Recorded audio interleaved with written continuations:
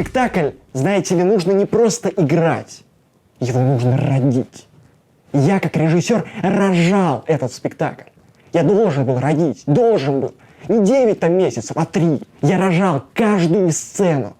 Ее вытаскивал из себя. Знаете, я мог бы очень быстро рассказать об этом спектакле, как делают эти ваши телеграм-блогеры, но какой в этом смысл? Ведь я могу сказать блистательно, феноменально, конгениально, и у меня, поверьте мне, в словарном багаже еще много таких ярких букв. Я, между прочим, 6 лет их на театроведческом в ГИТИСе копил. На репетициях возникали видения. Образы тех героев, которыми должны стать мои актеры. Мы долго разговаривали, читали, искали сверхзадачу и нашли его. Вы слышали? Вы вообще слышали, как Лопахин поет? А это не он поет. Это его душа поет. На каждой репетиции я, как старую скрипку, настраивал струны его души, чтобы он, наконец, мне выдал ля диез первой душевной октавы.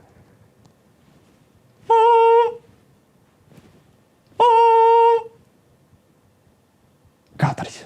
Что-то там говорят, а вроде ничего не происходит. Ну, продали сад, и что? А почему так легко продали? А почему хозяева были согласны продать? А почему вообще вишни в саду? А почему вообще я здесь оказался? Я могу рассказывать об этом спектакле бесконечно, но давайте я не буду анализировать игру актеров, сценографию, а лучше еще раз перескажу сюжет Чехова. Так вот, Раневская возвращается в свое родное имение. Я читал этого вашего Чехова еще в школе. Но я все равно не понимаю. Они взяли и спилили эти березы. И Лопахин взял свою лопату и начал стрелять как из автомата. Я просто не понимаю. Он берет и вот так вот делает. Очень странно было. Это удовольствие не для всех, знаете ли. Вот вы читали Чеховедов? Катаева, Капустина, Кибальника. И программку они сделали. О, горизонтальную. Как мне в сторис ее фотографировать? Сторис-то вертикальный. Мне вот так вот надо. И кусочек сцены добавить. А вот так вот не получается же нифига. Блухатова, Сухих, Анхеля Гутьерреса. Нет. Ну вот и все. Вот и не надо мне тут ля-ля. Как поймать дыхание спектакля? Как его ощутить? Вот я дышу, замолкаю и ничего не понимаю. Истинный замысел, знаете, рождается у меня всегда после премьеры. На репетициях мы работали сначала с самим актером, потом с его душой, потом с ним и его душой, а потом Лев Михайлович уходил в запой. Я режиссер, художник, автор этого произведения. ЧСВшный нарцисс, скажете вы, возможно, но факт в том, что я просто творю не в вашей системе координат. Я ничего не понял. Спектакль написан красками постмодерна. Знаете, я не пишу инсценировок, текст он вокруг меня. Я просто беру этот текст, смешиваю, и получается мой текст. Немного Довлатова, Беккета, Кэрола Бродского и Наташи Королевой. На наши налоги они такие капустники ставят. А вроде бы сначала нормальный классический театр, мягкие сиденья, такой, знаете, галантный билетер в костюме тройка. Но танцы под музыку Киркорова и Рамштайна, это, конечно, прикольно. На сцене был персонаж с именем Какашка. Понимаете? Реально в программке Какашка написано. Я, может быть, конечно, ничего не понимаю, это юмор такой. Да, вы знаете, не страшно, что люди уходят в антракте на моих спектаклях. Там 100-200 даже было. А страшно, что они перед этим что-то подкидывают ко входу в театр. Перестаньте подкидывать свиные головы, язычники. Подкидывайте, я не знаю, хотя бы трюфеля. Кто-то в зале плевался, а кто-то я. Как по мне, это вполне норм, когда есть не классическое прочтение уже знакомого произведения, свежий взгляд. А пересказ? Зачем мне какой-то пересказ? Я книжку и дома прочту.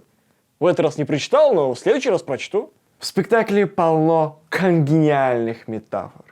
Интересная сценография, концептуальные костюмы. Все это представляет из себя метафору на ад Данте.